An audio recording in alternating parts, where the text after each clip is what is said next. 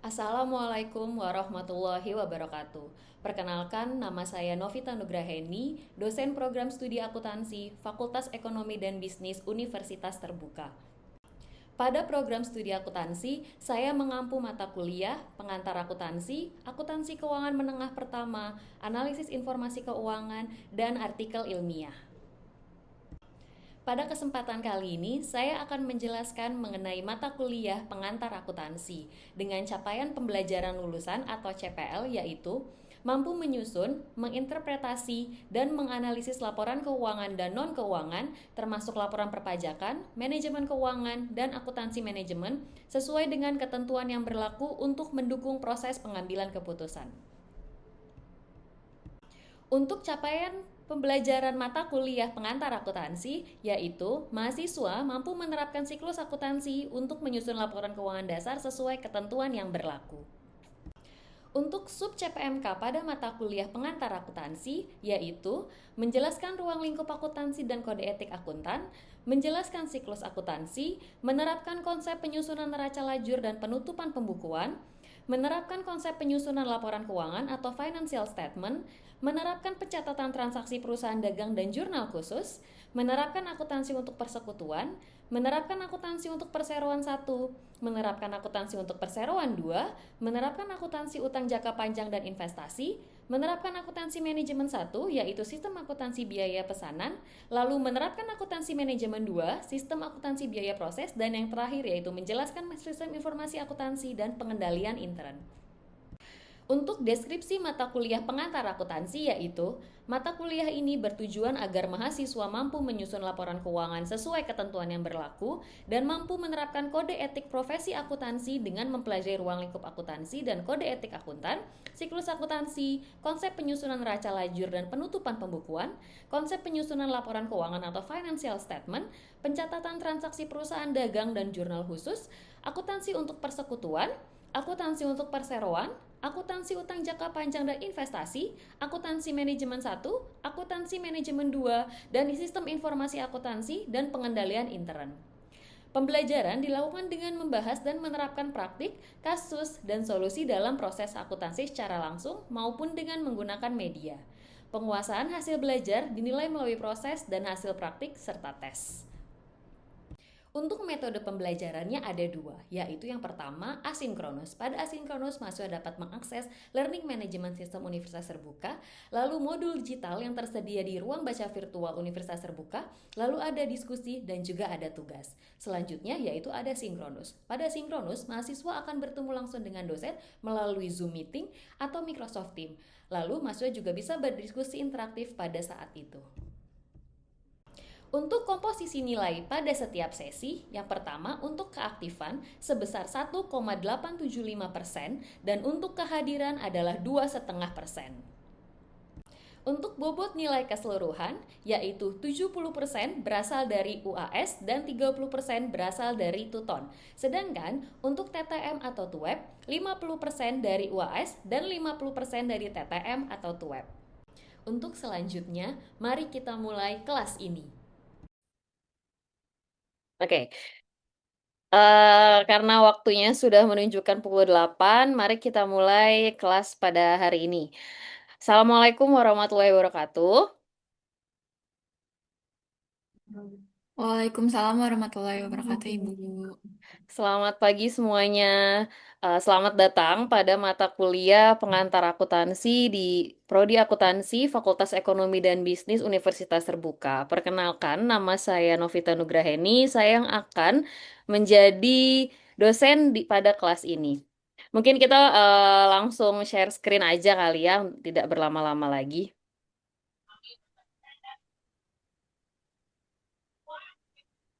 Oke, karena ini pertemuan pertama di kelas pengantar akuntansi, mari kita bahas mengenai kontrak kelasnya dulu. Karena di setiap sesi pertama, kita harus membahas apa aja yang harus kalian lakukan pada di kelas ini gitu ya.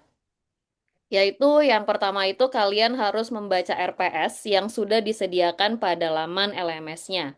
Lalu kalian bisa membaca materi yang juga sudah tersedia di halaman LMS dan juga ada di buku materi pokok pengantar akuntansi yang diterbitkan oleh universitas terbuka. Dan yang paling utama adalah absensi. Teman-teman yang hadir di sini jangan lupa mengisi absensi dan juga jangan lupa diklik karena apabila teman-teman tidak diklik itu termasuk tidak masuk gitu ya teman-teman. Jadi harus diklik gitu.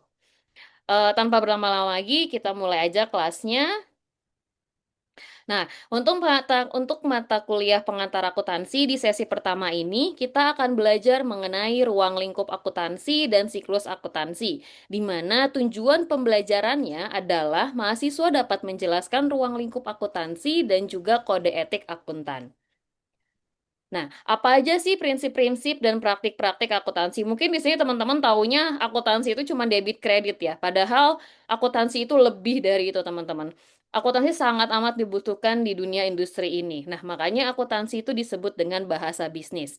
Akuntansi itu mempunyai hubungan erat dengan proses pencatatan, pemilihan, dan pengiktisaran data transaksi entitas atau unit ekonomi serta penafsiran hasilnya, yaitu nanti di laporan keuangan. Ini akan berguna banget teman-teman. Nanti kita akan bahas di sesi-sesi selanjutnya.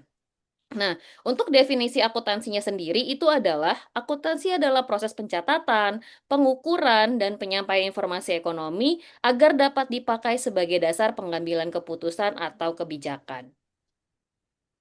Nah, di sini masih masuk ke prinsip-prinsip dan praktik-praktik akuntansi. Nah, ada informasi akuntansi nih, teman-teman. Informasi akuntansi itu berisi data keuangan dari transaksi perusahaan yang diungkapkan dalam satuan uang. Contohnya dalam dolar, rupiah, atau mata uang lainnya yang biasa digunakan untuk bertransaksi gitu ya. Nah, siapa sih pemakai laporan-laporan keuangan atau laporan akuntansi ini? Yang pasti investor. Investor itu pengen tahu nih laporan keuangannya itu liquid apa enggak. Apakah mereka bisa dapat untung dari investasi itu? Lalu supplier. Supplier kenapa penting untuk tahu nih nanti apakah sih perusahaan ini bisa bayar atau enggak gitu untuk bahan-bahan yang disuplai ke perusahaannya gitu. Lalu kreditur. Nah, kalau misalnya dia minjem tapi dia nggak punya aset atau dia nggak punya barang-barang atau nggak punya yang lainnya itu nggak bisa karena mereka juga bingung nanti bayarnya gimana gitu ya ke para kreditur. Lalu karyawan. Nah, kalau karyawan pengen tahu apakah perusahaan ini sustain atau perusahaan ini akan keberlanjutan gitu. Lalu akademisi, biasanya akademisi itu seperti saya sebagai dosen itu butuh untuk meneliti gitu, untuk penelitian untuk mengetahui beberapa hal mengenai perusahaannya. Lalu pemerintah, pemerintah yang pasti lain-lain dan bukan yaitu kita pasti pengen tahu nih berapa sih asetnya perusahaan, berapa sih keuntungannya perusahaan yang akan nantinya pemerintah itu akan memungut pajaknya seperti itu dan juga apakah pajak yang diberikan oleh pemerintah itu sudah tepat sasaran atau belum. Nah, ini adalah bidang spesialisasi dari akuntansi. Yang pertama itu ada akuntansi keuangan, akuntansi biaya, akuntansi manajemen, ada auditing atau pemeriksaan akuntansi, lalu ada sistem akuntansi yang biasa sekarang disebut adalah sistem informasi akuntansi, lalu ada akuntansi anggaran, akuntansi sektor publik yang biasanya juga disebut akuntansi pemerintahan itu sebenarnya mirip teman-teman. Lalu ada akuntansi sosial. Kita lanjut. Nah, ini adalah konsep-konsep dasar akuntansi. Yang pertama itu ada konsep kesatuan usaha. Itu adalah penerapan akuntansi yang dilakukan pada unit individu ekonomi dalam masyarakat atau dikenal dalam istilah entitas. Nah, yang kedua ada prinsip harga pokok, yaitu barang dan jasa yang dibeli pada harga saat transaksi. Lalu ada dasar accrual, yaitu dasar yang mencatat transaksi pada saat terjadinya, teman-teman. Jadi, apapun transaksi yang kalau misalnya, contoh, saya beli perlengkapan gitu ya di toko. Nah, itu langsung dicatat walaupun itu kredit sebenarnya. Jadi tetap apapun itu harus dicatat di dasar accrual. Jadi nggak mikirin itu penerimaan atau ada kasnya atau belum itu nggak mikirin lagi. Jadi langsung dicatat apapun transaksinya. Lalu yang terakhir adalah kelangsungan usaha, yaitu suatu entitas dijamin akan berlangsung terus-menerus. Jadi tidak akan pilot gitu nantinya, itu tidak akan bangkrut gitu ya, sehingga dapat melakukan transaksi di masa yang akan datang. Nah, ini adalah yang paling apa ya, yang paling common gitu ya, yang biasanya nih mahasiswa-mahasiswa udah pada pasti kalau udah tahu akuntansi pasti harusnya tahu nih. Yaitu sama dengan aset itu sama dengan ekuitas, aktiva itu sama dengan pasiva. Nah, ini adalah yang persamaan akuntansi yang biasa digunakan sehari-hari, yaitu aktiva sama dengan kewajiban plus modal, yaitu atau kita bilangnya equity atau ekuitas. Nah, banyak perdebatan apakah bisa digeser atau enggak sih gitu ya. Kayak misalnya contoh, aktiva, kewajiban sama dengan aktiva minus modal gitu. Nah, ini sebenarnya masih perdebatan, tapi yang saya ketahui itu sebenarnya tidak bisa diubah karena memang posisinya sudah seperti ini gitu ya. Nah, mungkin sebelum itu nih, sebelum kita masuk ke, tadi udah ada yang ngintip nih kayaknya nih. Mungkin ada yang tahu nggak sih, apa sih laporan keuangan, ada berapa sih laporan keuangan itu gitu. Mungkin ada yang tahu, ada yang bisa bantu jawab? Ada 5 bukan, Bu? Iya, betul. Boleh disebutin apa aja? Kalau setahu saya tuh ada laporan laba rugi, terus laporan perubahan modal, neraca, laporan arus kas, sama catatan atas laporan keuangan.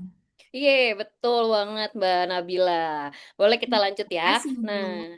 sama terima kasih juga Mbak. Lanjut, kita ada laporan keuangan ada 5. Banyak orang-orang tuh yang nggak tahu hanya 4 gitu ya. Padahal sebenarnya ada 5. Yang pertama laporan laba rugi, laporan perubahan modal, neraca, laporan arus kan, dan catatan atas laporan keuangan. Nah, catatan atas laporan keuangan ini suka dilupain sama para mahasiswa gitu ya suka lupa kalau ada catatan atas laporan keuangan. Padahal catatan atas laporan ini sangat penting bagi perusahaan, terutama perusahaan-perusahaan yang biasanya menerbitkan laporan keuangan gitu. Kenapa? Karena di situ mereka akan tahu apa sih metode-metode yang digunakan sama mereka untuk membuat laporan tersebut atau menghitung akun-akun di laporan tersebut gitu. Nah, ini kita masuk ke soal transaksi sebelumnya. Apakah ada pertanyaan? Ada yang mau ditanyain, teman-teman? Atau kita lanjut dulu? Mohon izin, Mbak, saya izin bertanya. Iya, boleh silakan Mbak Naya. Jadi, saya pernah baca, Bu, selain akrual itu juga ada pencatatan secara cash. Nah, Mm-mm. itu bagaimana ya, Bu?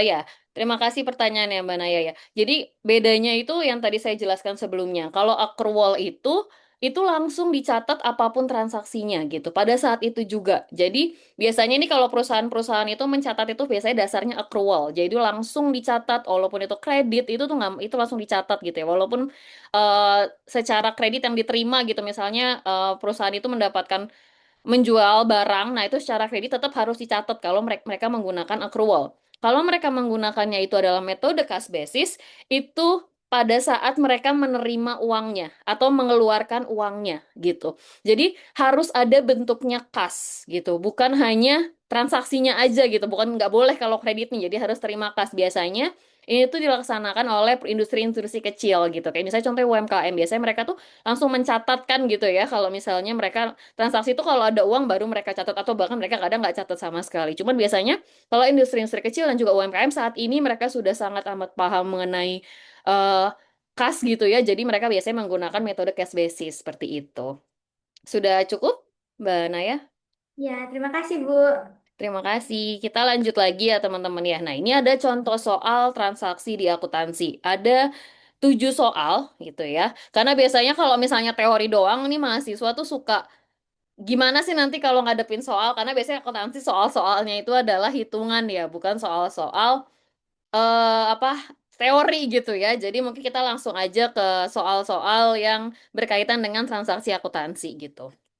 Nah, di sini adalah transaksi yang pertama yaitu menyerahkan kas sebesar 10 juta sebagai setoran modal.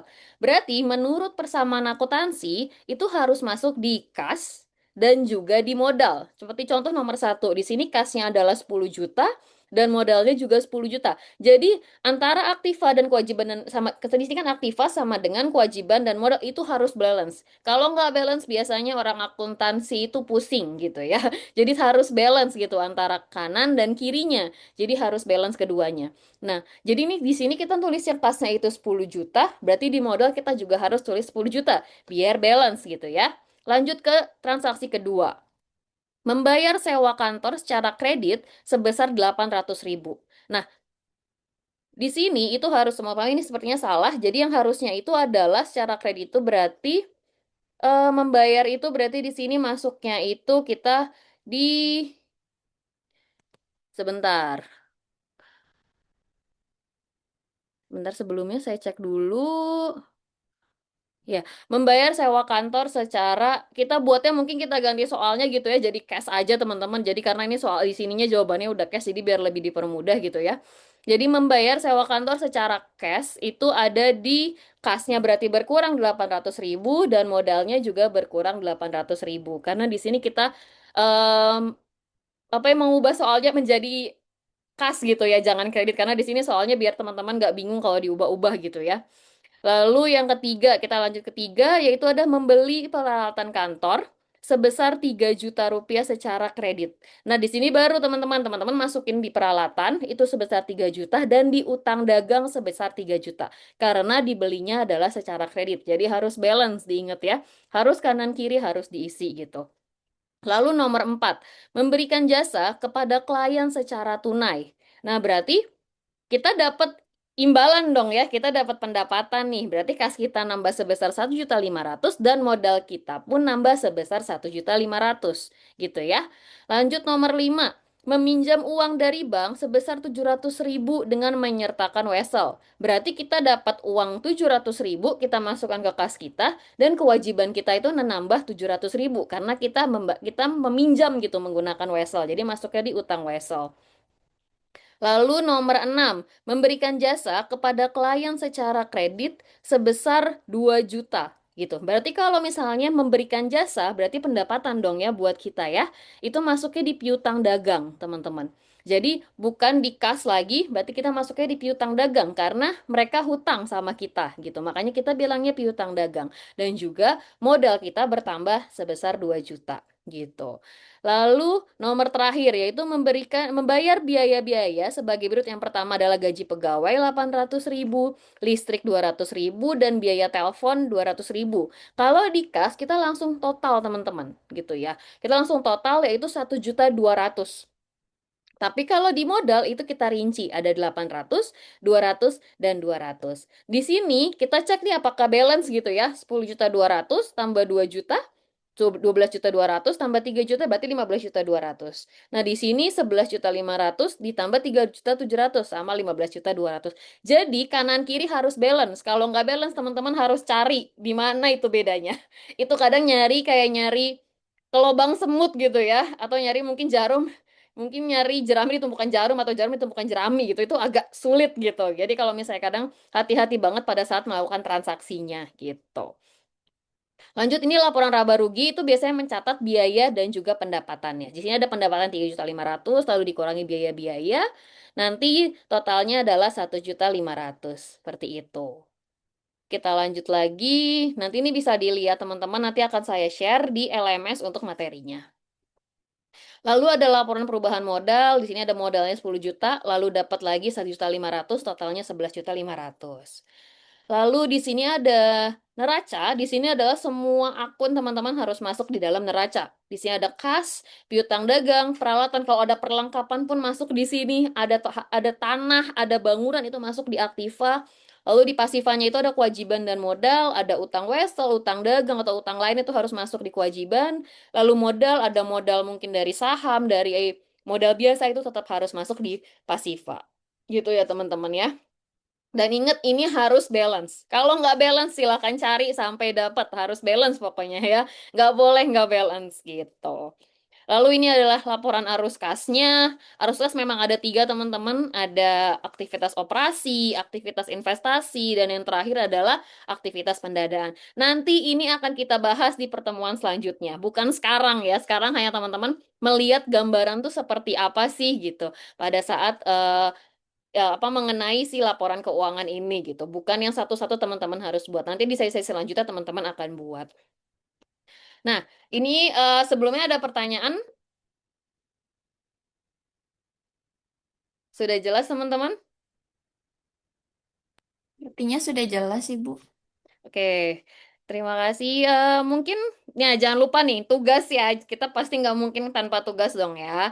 Jadi tugasnya itu ada dua. Yang pertama itu ada diskusi. Silakan cek akun kalian teman-teman semua. Silakan cek di LMS sesi satu dan kerjakan diskusi satu. Untuk tugas tambahan dan juga sebagai latihan teman-teman, silakan kerjakan soal latihan pada halaman 132 sampai 133 di BMP-nya pengantar akuntansi dan kumpulkan melalui yang akan saya sematkan di laman LMS. Jadi jangan lupa teman-teman kumpulkan sesuai waktunya juga sama dengan diskusi satu gitu ya. Nah, lanjutnya, untuk pertemuan selanjutnya kita akan belajar mengenai siklus akuntansi, yaitu dari transaksi sampai terakhir itu adalah laporan keuangan. Jadi kita akan belajar dari awal sampai tapi hanya masih teori teman-teman. Nanti untuk pertemuan selanjutnya kita akan bahas lebih rinci lagi gitu ya. Ada sampai sini ada yang ingin tanyakan? Sudah cukup jelas? Baik, terima kasih teman-teman atas partisipasinya pada pertemuan kali ini. Jangan lupa dikerjakan tugasnya sesuai waktunya yang sudah ditetapkan. Saya tunggu untuk tugasnya dan sampai jumpa di pertemuan kedua mengenai siklus akuntansi.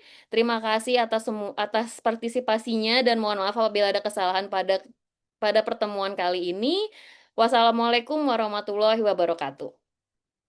Waalaikumsalam warahmatullahi wabarakatuh. Terima kasih, Ibu. Terima kasih, Bu. Waalaikumsalam Sama-sama. warahmatullahi wabarakatuh. Terima kasih, Bu.